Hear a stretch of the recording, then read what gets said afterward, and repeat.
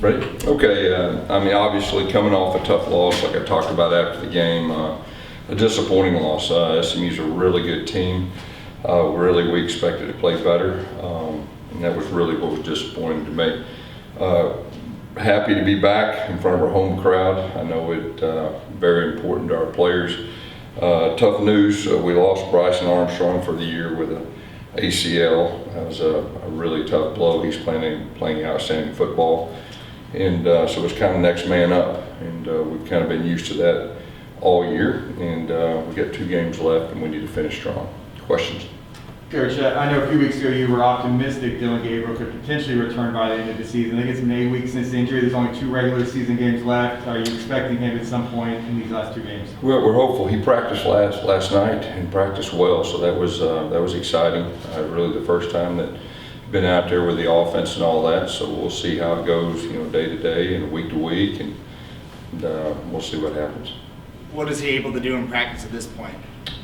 Yeah, he was able to participate in practice and do what a normal quarterback could do.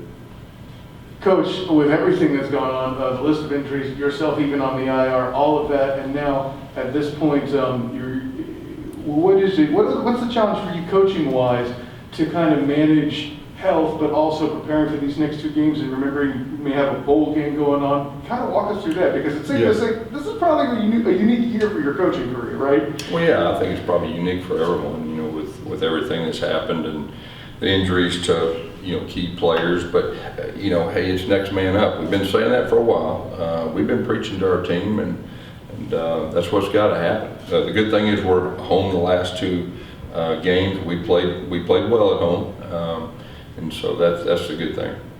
Coach, you said a couple of times that most teams don't get better in the second half of the season, but your team showed that it was. And then Saturday. Yeah. What's most frustrating about what you saw Saturday? Yeah, I think that you just said it. We were a team getting better. There's no doubt. And give SMU credit. They got a lot of really good players. There's no doubt. And we knew we were going to have to play well to go there and win. But we didn't. We got off to a decent start and kind of snowballed on us. And they beat us handily. And that was the disappointing thing for me. Our guys, like I said, we'll keep battling. We've got 2 home games left, and that's really the only thing on our mind is this week. We need to play good football this week. We need to get a victory and get some momentum for that last one. Coach, I know you wanted to be on the field, but I know after the game you weren't real happy with the setup. After reflecting on that, is that something you'll continue to do, or just kind of like the dialogue over the next few days of your best position and where you need to be? Yeah, we're actually talking through that and working through that. It wasn't a great setup. I mean, you're not down there on the field. You can't talk to referees, and a lot of close calls. You're not down there. So that's just human nature, and that was a tough deal to experience that. And just being down there with my players, feeling removed. That was the first experience I've ever had in my life like that. I didn't like it, and so we're looking at a couple different options. We haven't made any decisions, but we are talking through some things.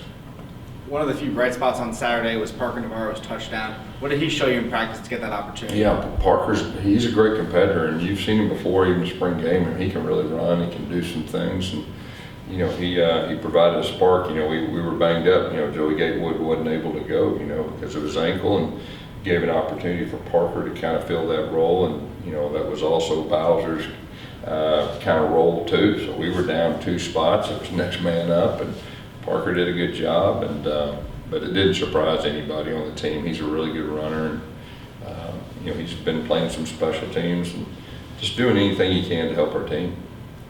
Coach, transitioning to this week against UConn, not too many positives for the team, but the offense features 3 or 4 running backs.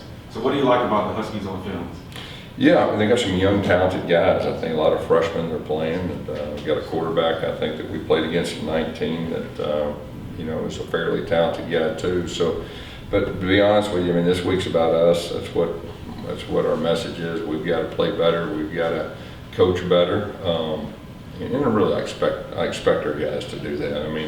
This bunch is resilient. They bounce back. We've had, an extremely tough loss, similar to the one we had. They bounce back. We'll do that. We got a lot of winners in our locker room. Like I said, it's next man up, and you'll probably see a few more new faces, Saturday. But that's part of it.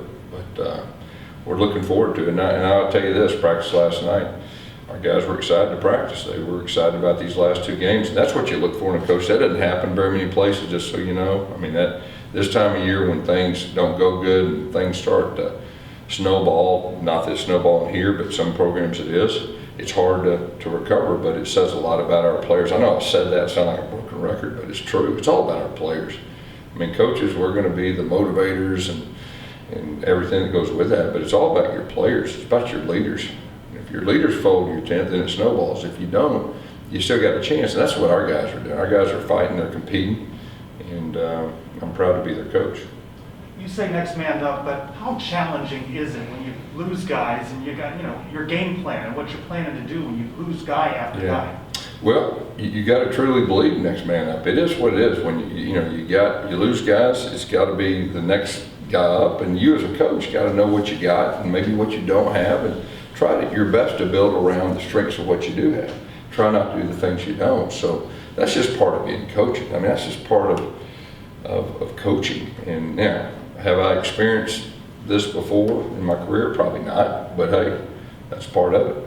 In your coaching career, high school, Tulsa, Auburn, where you've been, have you ever coached from the box, or have you always been on the field as long as you've been? Yeah, I think in high school I was in the box for 1 series, and I walked down, and so that's my extent of coaching in the box.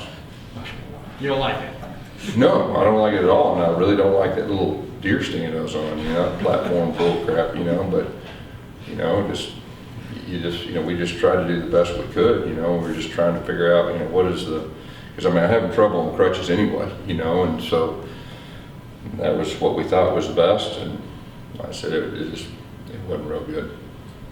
Coach, obviously you guys struggled a little bit on the road, but you get to finish the last 2 games at home. How good is that for you and your team? Yeah, I think it's great. Our team, we've had some close wins here at home, and our fans willed us to win. I mean, just so impressive to play in this stadium in front of our crowd. And our players, I know they're excited to be back home for the last 2. And like I said, this is a big game for us, and we gotta find a way to get it done this week, and then we'll cross that bridge, next week. Coach, kind of on the same lines about playing at home. You guys have 1 road win. You guys are undefeated at home. What kind of is the difference between the tale of those 2 tapes?